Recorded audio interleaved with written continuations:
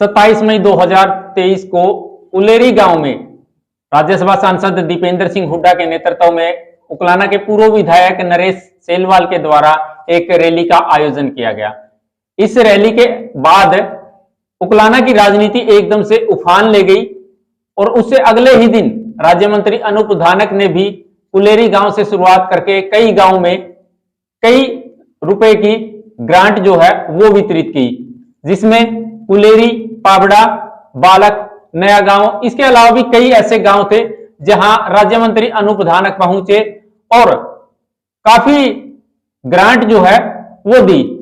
इसके अगले दिन की अगर बात करें तो कुमारी शैलजा ने भी एक प्रेस कॉन्फ्रेंस उकलाना के अंदर रखी और उस प्रेस कॉन्फ्रेंस में अचानक से अपने सभी कार्यकर्ताओं के साथ सलाह मशवरा करके गांव प्रभुवाला में एक कार्यक्रम रखने का विचार किया और यह तय कर दिया कि 5 जून को प्रभुवाला गांव में एक कार्यक्रम रखा जाएगा। आज 5 जून के दिन यह कार्यक्रम हुआ है। इस कार्यक्रम को लेकर के आज हम चर्चा करेंगे। मेरे साथ इंद्रपाल चाहर जी है। इंद्रपाल जी, स्वागत है आपका। धन्यवाद। इंद्रपाल जी, जिस प्रकार से देखा गया है कि 27 जून के बाद उकलाना की राजनीति में अचानक उफान सा आ गया है, क्योंकि चाहे वो अनूप धानक की बात करें या कुमारी शैलजा की बात करें, एकदम से एक्टिव हो गए हैं। इसके अलावा भी कई नेता ऐसे हैं जो कि एक्टिव मोड में नजर आते हैं। लेकिन कुमारी शैलजा की अगर बात करें तो कुमारी शैलजा ने अपने पैतृक गांव में आज की अगर बात करें तो काफी जो है शिलान्यास और उद्घाटन के जो कार्यक्रम रखे हैं। आपको क्या लगता है कि ये क्या कारण थे कि अचानक से ये कार्यक्रम जो है वो रखे गए? नरेश जी, इस कार्यक्रम के कई कारण हम जान सकते हैं जी। जो सबसे बड़ा कारण है वो जो 27 मई की नरेश सेलवाल की रैली थी गांव कुलेरी में जी, उसके बाद ये बात शुरू हो गई कि नरेश सेलवाल इतने सक्रिय उकलाना की राजनीति में क्यों है जी। क्योंकि उकलाना जो विधानसभा क्षेत्र में है उसमें प्रभुवाला गांव आता है और प्रभुवाला गांव कुमारी शैलजा का पैतृक गांव है जी। बिल्कुल। तो उकलाना विधानसभा क्षेत्र में एक आम धारणा है कि जो उकलाना की टिकट है वो कुमारी शैलजा खुद लड़े या अपने कोटे से किसी को लड़ाएं जी। तो लोगों के दिमाग में एक बात गई कि नरेश सेलवाल किस प्रकार से सक्रिय हैं उकलाना में, उनके टिकट का कोई चांस नहीं है जी।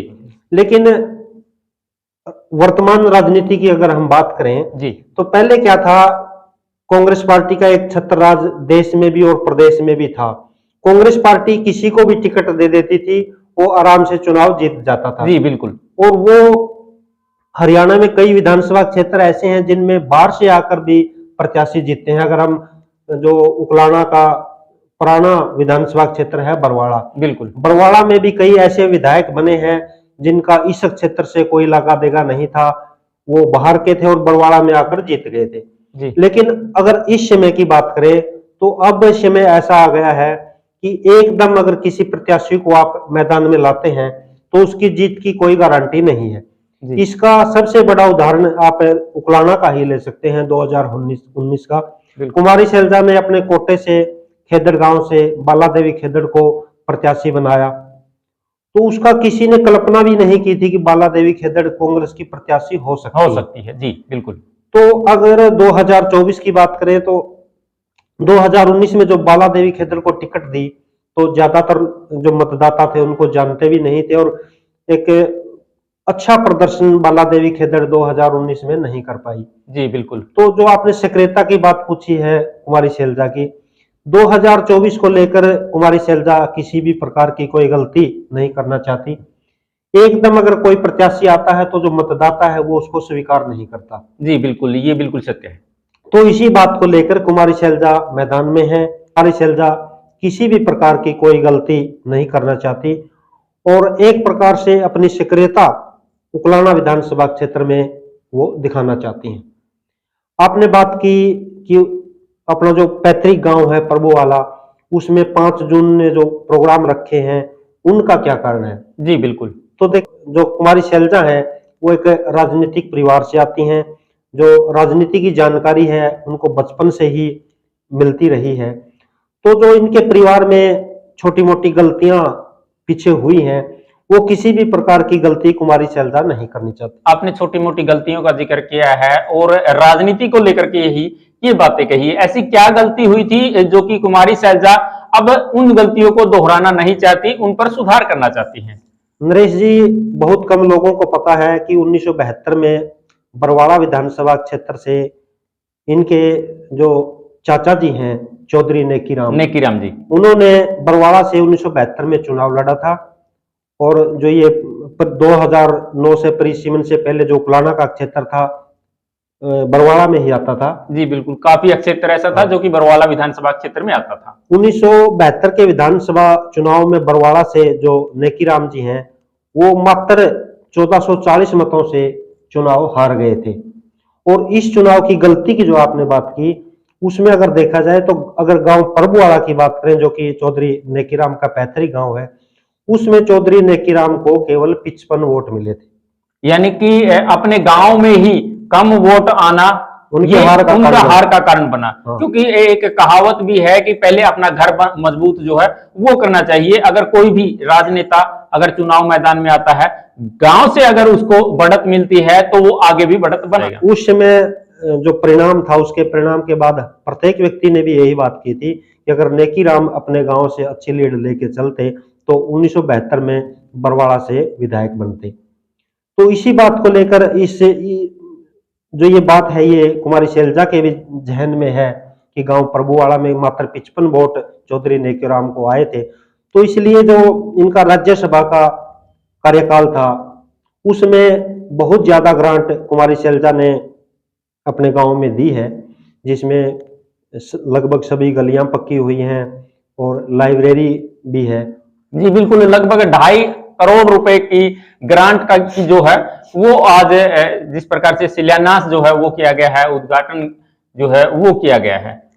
नरेश जी, जो कुमारी शैलजा का राज्यसभा का कार्यकाल था वो लगभग बीजेपी के शासनकाल में आया है जी। तो इसमें कुछ लोगों की आम धारणा भी कि जो कुमारी प्रभुवाड़ा में इतने विकास कार्य हुए हैं, हो सकता है कि वो बीजेपी की सरकार या जदपा बीजेपी की सरकार है उसने दिए हों। तो कुमारी शैलजा या जो उद्घाटन किए हैं उसका जो संदेश देने की उन्होंने कोशिश की है कि इतने विकास कार्य बीजेपी के सरकार के नहीं है, ये जो विकास कार्य हैं जो उनका राज्यसभा का कोटा है उनके कोटे से विकास कार्य ये हुए हैं। और यही मैसेज वो देना चाहते हैं कि उन्होंने इतने विकास कार्य गांव में करवाए हैं। जो 1972 में जो भूल हुई थी वो ये गांव में जो काम करवाए हैं उसको गिनाने के लिए कि इतने विकास कार्य उन्होंने करवाए, यही आज के कार्यक्रम का मुख्य उद्देश्य हो सकता है। यानी कि जिस प्रकार से लोगों में एक धारणा बनी हुई थी कि कुमारी शैलजा ने खुद अपने गांव के लिए कुछ नहीं किया तो वो हल्के के लिए क्या कर पाएंगी, तो आज उन्होंने इस कार्यक्रम को करके वो बता दिया है कि अपने गांव के लिए तो उन्होंने ये कार्य किया है। और जिस प्रकार से आज की एक कॉन्फ्रेंस में उन्होंने ये कहा कि मैं हल्के के 59 गांव को अपना प्रभु वाला गांव मानती हूं। यही मैसेज, यही संदेश उन्होंने दिया कि जितना विकास कार्य राज्यसभा का सदस्य होने के नाते अपने गांव प्रभुवाड़ा में किया है, अगर उन्होंने आगे मौका मिला किसी प्रकार वो मतलब सत्ता में वापसी हुई तो उकलाना के जितने भी गांव है विधानसभा क्षेत्र में उन्होंने आश्वासन दिया कि इसी प्रकार के विकास कार्य वो पूरे उकलाना विधानसभा क्षेत्र में करेंगी। और यही उनका आज का मुख्य उद्देश्य था। इंद्रपाल जी, जिस प्रकार से प्रेस कॉन्फ्रेंस में भी उन्होंने 59 गांव का जिक्र किया, आपको क्या लगता है अपने अनुभव के अनुसार या कुछ आपने भी जानकारी जो है वो जुटाई होगी कि क्या 2024 के विधानसभा चुनाव में कुमारी शैलजा खुद मैदान में आ सकती है? नरेश जी, जो राजनीतिक परिस्थितियां हैं उसके अनुसार आप देख सकते हैं कि पहले लोकसभा का चुनाव होगा। जी बिल्कुल। और पूरी संभावना है कि कुमारी शैलजा अंबाला से या सिरसा से लोकसभा का चुनाव लड़ेंगी। जी। उस चुनाव में जो चुनाव परिणाम आएगा उसके बाद कुमारी शैलजा का ये तय होगा कि वो उकलाना से चुनाव लड़ेंगी या नहीं लड़ेंगी। अगर कुमारी शैलजा सांसद बन जाती हैं तो वो उकलाना से चुनाव नहीं लड़ेंगी। जी। लेकिन एक सवाल ये भी है कि अगर वो सांसद बन जाते हैं तो उकलाना में इतनी सक्रिय क्यों है? जी बिल्कुल। ये हम पहले ही आपको बता चुके हैं कि 2019 का जो चुनाव था उसमें बाला देवी को टिकट दी और वो चुनाव नहीं जीत पाई। जी बिल्कुल। तो मुझे लगता है कि जो 2019 में उप मुख्यमंत्री दुष्यंत चौटाला ने उकलाना विधानसभा क्षेत्र में जो एक रणनीति के तहत जो चाल चली थी, लोगों को जो बोला था, वही कुंवारी शैलजा 2024 में करने जा रही हैं। किस प्रकार के क्या वो बोल थे जो आप जिनका जिक्र करना चाहते हैं? 2019 में अनूप धानक का जो चुनाव प्रचार था बिल्कुल बैठ चुका था जी, उनके साथ कोई वर्कर नहीं लगा था। लेकिन जब चुनाव पिक पे आया तो जो उप मुख्यमंत्री हैं दुष्यंत चौटाला, उन्होंने अपने भाषणों में गांव में गए मात्र एक बात कही कि आपको अनूप धानक से कोई लेना देना नहीं है, अगर आपको काम करवाने हैं तो मैं पार्टी का सुप्रीमो हूं, मेरे से आप बात करना, आप मेरे को वोट दो, अनूप धानक को वोट मत। यानी कि उसमें साफ साफ ये कहा गया था कि आपको चेहरा सिर्फ दुष्यंत चौटाला का देखना है, न कि किसी प्रत्याशी का। जी, यही काम 2024 में कुमारी शैलजा करने जा रही हैं। अगर वो सांसद बन गई और विधानसभा का चुनाव उकलाना से उन्होंने नहीं लड़ा तो वो पूरा समय प्रचार में रहेंगी, जिस भी प्रत्याशी को मैदान में उतारेंगे उनके साथ कंधे से कंधा मिलाकर चलेंगी और एक मैसेज ही देंगे कि आपको प्रत्याशी को नहीं देखना, कुमारी शैलजा को देखना है। क्योंकि अगर 2024 का चुनाव भी कुमारी शैलजा का जो प्रत्याशी है वो हार गया तो हाईकमान में एक इसका गलत मैसेज आएगा और जो कुमारी शैलजा का राजनीतिक कैरियर है उस पर भी आगे असर पड़ेगा। इसलिए कहा जा रहा है कि जो कुमारी शैलजा है इतनी सक्रिय उकलाना विधानसभा क्षेत्र में है कि वो किसी प्रकार की कोई गलती 2024 में नहीं करना चाहती। दर्शकों, इंद्रपाल चाहर जी हमारे साथ मौजूद थे और उकलाना की राजनीति जिस प्रकार से उफान पर थी उसी को लेकर के हम चाहते थे आप लोगों के बीच में एक रिपोर्ट देना चाहते थे कि इतनी सक्रिय जो है कुमारी शैलजा आखिर क्यों हो गई है और इस रैली के बाद में राजनीतिक उफान जो है वो क्यों आ गया। चाहे वो अनूप धानक की बात करें, कुमारी शैलजा की बात करें, नरेश सेलवाल की बात करें या बीजेपी के जितने भी नेता है वो भी काफी सक्रिय दिखाई दे रहे हैं। दर्शकों, आज की ये रिपोर्ट आपको कैसी लगी है कमेंट के माध्यम से अपनी राय जरूर देना। आगे की हम किस प्रकार के अपडेट जो है वो आपके लिए लेकर के आए ये भी अपने कमेंट में जरूर लिखिएगा। इंद्रपाल जी, आप हमारे साथ जुड़े, आपका बहुत बहुत धन्यवाद। धन्यवाद।